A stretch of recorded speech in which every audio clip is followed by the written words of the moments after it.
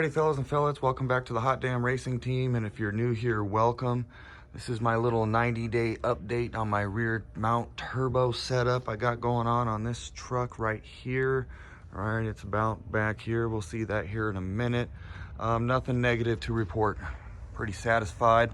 All I really want to do with it is upgrade it now. Upgrade. Want to make it better, and better. That's going to take money, so might take me some time, but we're going to get it going. I got the better intercooler water box, ice box coming. That should be here Friday.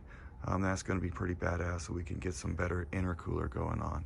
All right, some better intercooling going on. I have a homemade ice box under the truck right now.